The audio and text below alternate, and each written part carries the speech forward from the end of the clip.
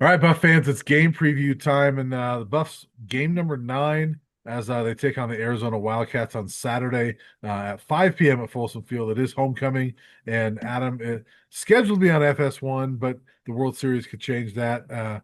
It could be a Fox game again and keep that streak alive of being on a network TV. So, for those Buff fans that want to see it, that don't get FS1, you better root for the Blue Jays on Friday night because if the Blue Jays win, The you get the game on Fox on Saturday night.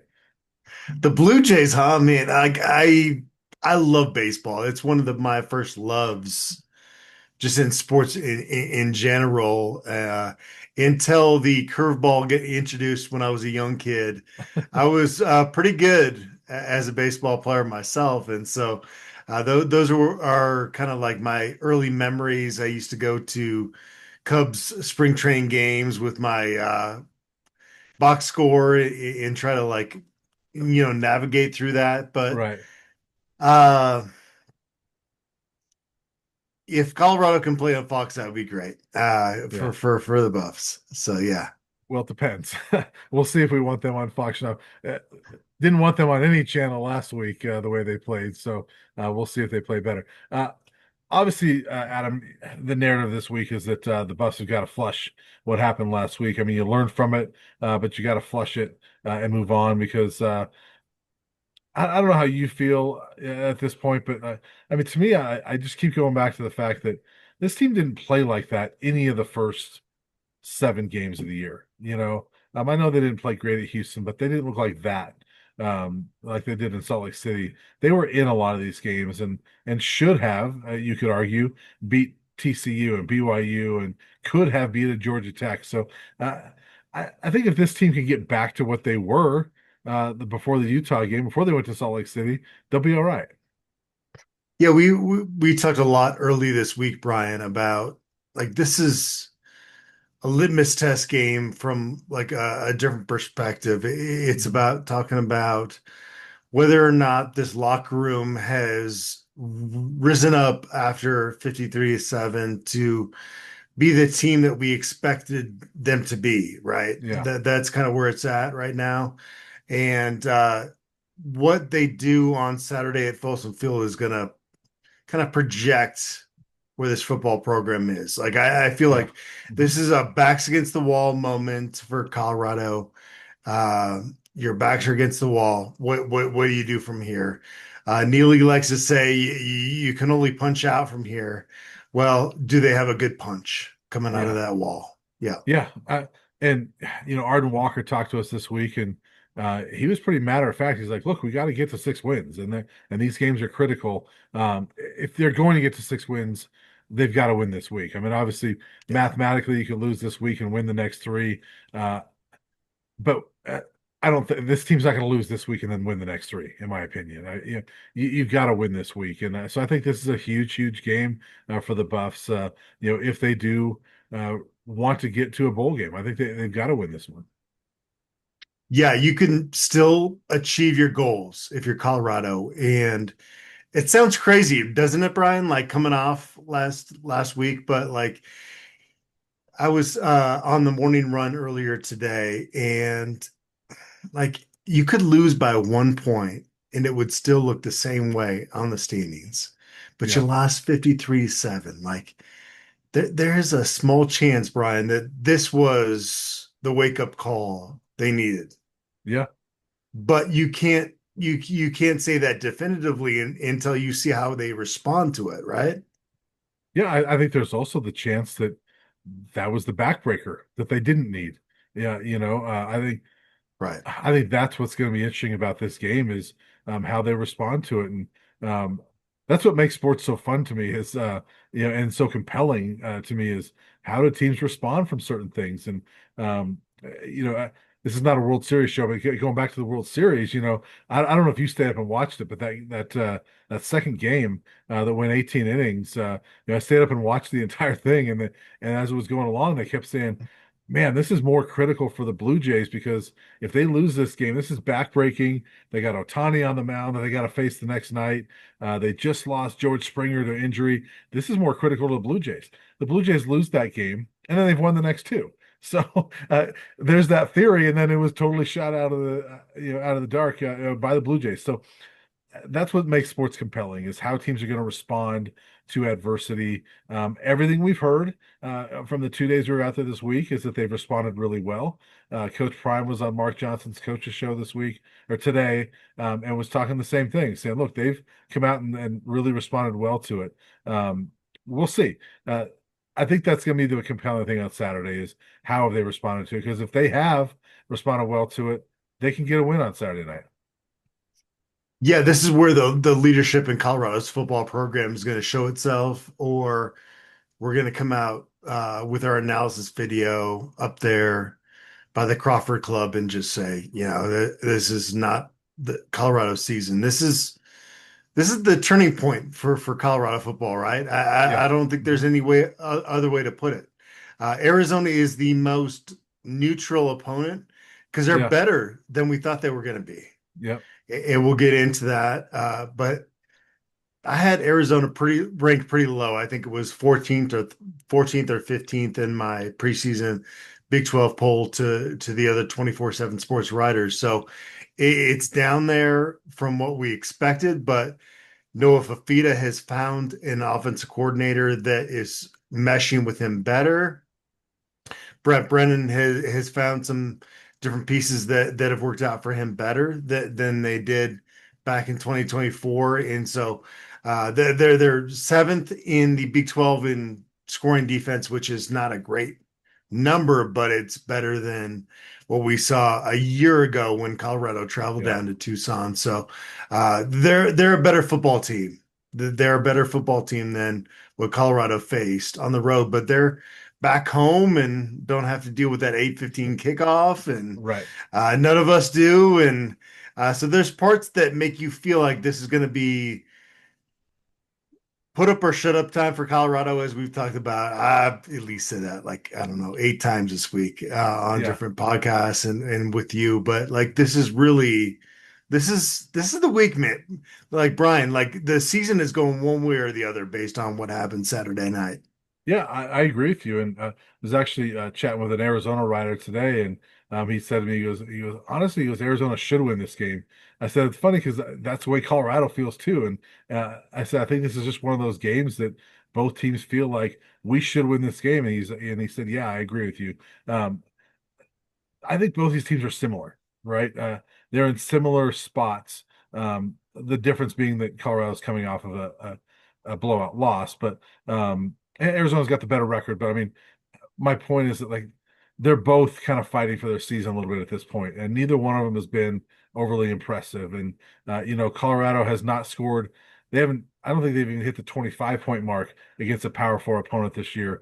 Arizona hasn't scored more than 28 against a Power Four opponent, other than Oklahoma State, which you could argue is not really a Power Four opponent right now. I mean that's probably the worst Power Four team in the country. Everybody's scoring points on them. So um, How did that Arizona, happen, by the way? Like, that's crazy. I'm sorry to cut you off, but I like know that. Oklahoma State was the picture of consistency. Like, college Yeah. football has kind of lost its mind in the last few years, has it not? Yes, and I was actually looking that up before we started because I'm like, is Oklahoma State the worst Power Four team? And I'm looking at the standings, and they're 1-7. There's only one other Power Four team that only has one win, and it's Boston College. And Boston College has been outscored by like 61 points. Oklahoma State's been doubled up. It's like 311 to like 116 or 160 or something like that. So, yeah, I mean, this Oklahoma State team is like Colorado in 2022. They're that bad. And so, um, and we're obviously don't want to go too much on Oklahoma State, but it is crazy how far they've fallen. But that's the one team that Arizona's really put up a lot of points on, in the Power Four. So these are not two offensive juggernauts. I mean, this is a game Colorado can absolutely win as long as they've got their heads right.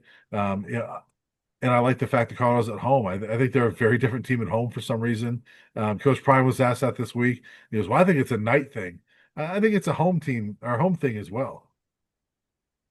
Yeah, I mean, it's hard to quantify that, right? It's based on just kind of your perception of things, Yeah. but Hmm. uh, they've tried to change the practice schedule, and it seemed like it works a little bit until they went out to Salt Lake City. But yeah, no, I just still think that Colorado is going to perform better in those earlier time slots. And I can't wait Yeah, to go out to West Virginia, and they're going to kick off at noon, 10 a.m. Mountain Time. But yeah, yeah, no, I think with Arizona coming out, that you've got it spot on. I'm going Colorado 31, Arizona 27. I'm just going to go out there and put my prediction because this is this is a big moment for the Coach Prime era. It yeah. really is. I It's a big moment. I agree with you. In part because I couldn't believe that we saw this. So I guess I can because of the nature of society today. But the amount of people, not a high number, but people, um, saying, "Is it time to fire Coach Prime?" Seeing that this week, and it's like, really, they're not firing him. It's it's halfway through season three. The reason why Colorado's in this position is because you keep hiring and firing coaches every few years, and uh, let's have some stability here. I think this is a huge moment for this team, and I did a podcast with our colleague Matt Smith earlier this week, and I threw out a sort of a formula theory that I have that I'll throw out right here. That I was telling Matt that I think there's a formula that doesn't mesh well with Colorado when we're talking about their opponents, and it's culture, talent, and on the road.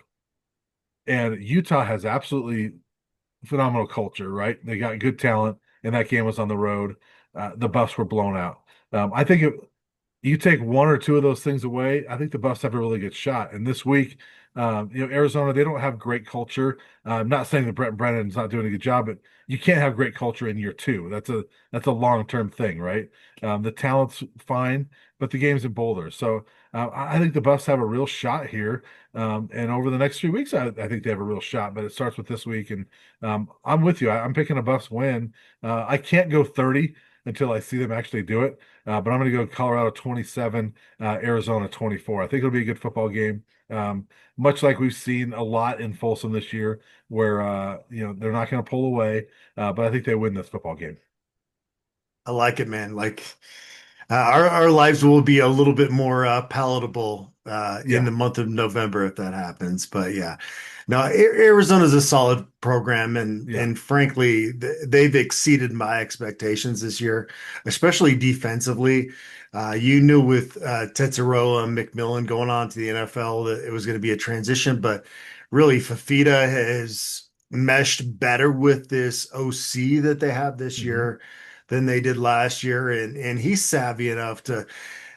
I was talking to a radio station out in Tucson, and it's crazy that Colorado's going to play Noah Fafita for the third time. It's like, when was the last time Colorado faced a quarterback for the third time in this yeah. transfer portal NIL era? It's been a second, and good for him for like sticking around there, hanging in there, and it's hard not to appreciate his talent as well.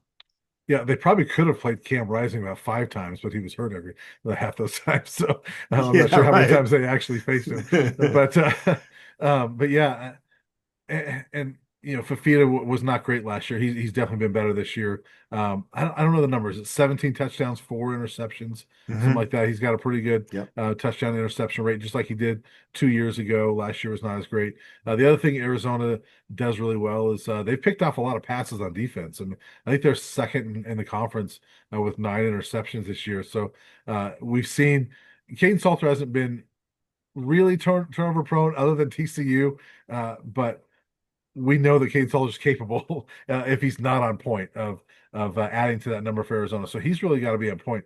I think you mentioned it's a big moment for this team. I think it's a big moment for Caden Salter as well. I think that um, it just feels like he's been playing for his job most weeks, and um,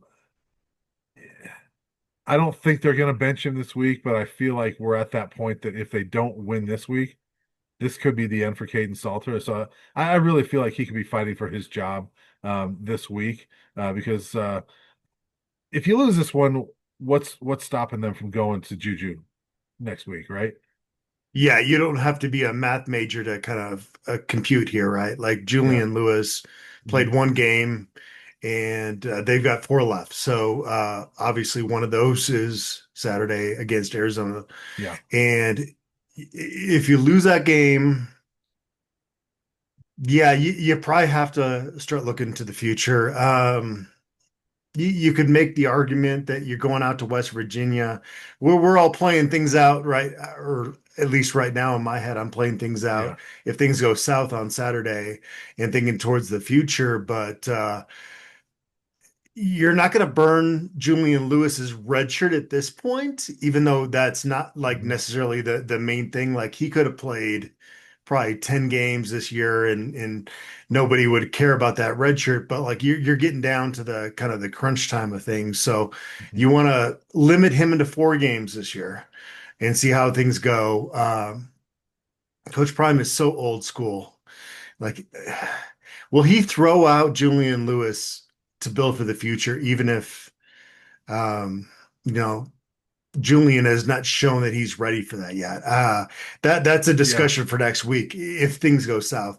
If not, then Caden Salter is the guy, and we get to keep talking about this for the next month. I don't know. It's Yeah. gonna that again. This is one of those football games, Brian, that is.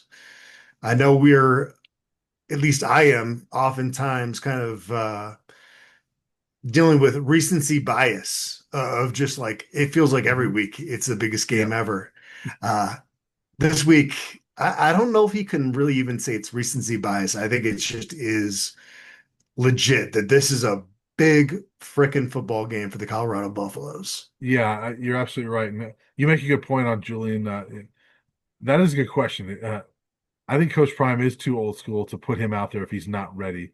I will say too, if they lose this game, but it's because the defense is horrible and Caden plays well, it'd be hard to bench him. Like if Caden plays really well and they still lose the game, it'd be hard. So, but again, that's a discussion for next week. But I Yeah. agree with you. It's a huge game. And Arden Walker said it. He goes, "Look, we need to get to 6 wins, and these games are crucial. And it's really these next three, this 3 game stretch with 2 of them at home. I know it's both Arizona teams are have winning records, and ASU's been kind of up and down, but they're a pretty solid team.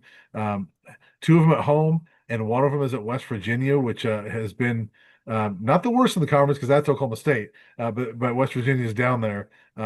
That's 3 games coming up here that you can win all 3, get to that 6 win mark, and take some momentum into Manhattan for that last game. But it starts with this week, and it's massive.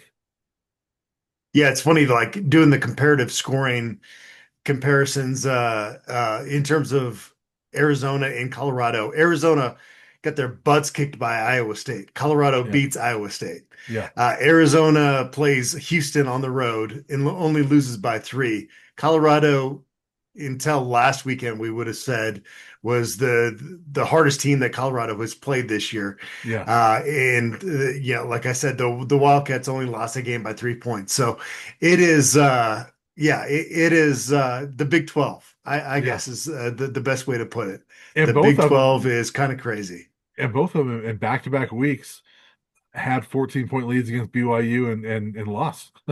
So Yeah, yeah, they've yeah. got that in common as well. So uh, these teams are similar in that I think both of them are looking at their seasons right now and say, man, we have left some games on the table, and this is one this week that we need to get. And so it's huge. It's huge for Colorado. It's huge for Arizona. Um, we're closer to Colorado, so I can say I think it's bigger for Colorado. When Colorado's 3-5 and Arizona's 4-3, it's probably bigger for Colorado. But yeah, it's a big one on Saturday, so we'll find out on Saturday. Not super late, but we'll be there in the evening for sure. Good on Brennan. I thought that program was headed down a downhill slope when Jed Fish kind of ripped their hearts out the way that Mel Tucker did to Colorado fans. So good on them, man. Like this should be a really fun game. Again, I picked Colorado to win. You did as well, but I mean, this could go either way, man. This is going to be a Yeah. fun football game. I'll say too. Look, Arizona's 2-10 in their last 12 conference games going back to last year, and I think they've lost five in a row or six in a row on the road. So, yeah, it should be a Yeah, fun game. they're 1-6 on the road under Brennan. Yeah, they've Yeah, lost five in a row on the road. So it, yeah, they're not a good road team under him so far. and that one win was at the time looked like a pretty big upset over Utah last year. Utah obviously fell off the map after that. It was still a big win for Arizona. That was sort of reminded me of the Oregon one in 2016 for the Buffs, where it was a really good win, and then Oregon wasn't that great in hindsight, but that was still a big win for Arizona. But yeah, they haven't been great on the road, so the opportunity is there, Adam. The Buffs have got to take it. Offensive line's got to bounce back. You got to see the secondary show up on Saturday Mhm. because Noah Fafita, he's a talented quarterback. This is a college football game where the better quarterback usually wins. And Yeah. so Caden Salter's got to show up to Folsom Field on Saturday, late evening or early evening, I guess is what you would say. Yeah. By the way, one last thing is it's crazy that earlier in the season we were talking about at one point DJ McKinney potentially breaking the record for most consecutive games with an interception. He hasn't had one since, and the Bucs have only had one as a team since then. So this might be a good time. There's no record out there, but this might be a good time for DJ McKinney to start getting back on the interception trail there. I mean, the Bucs could use it, that's for sure. They need takeaways. There's only been, is it one takeaway since Delaware? They're due for a lot of things, Brian. They're Yeah, due they are. for Yeah. to hold a powerful opponent under 200 rushing yards. They're due for takeaways. They're due for consistency across the board, man. Like, Yeah. yeah, they're due for a lot of stuff right now. They are due for a lot of stuff, and you and I are due for not talking about this team for a day, and we'll reconvene on Saturday at Folsom Field. Sounds good.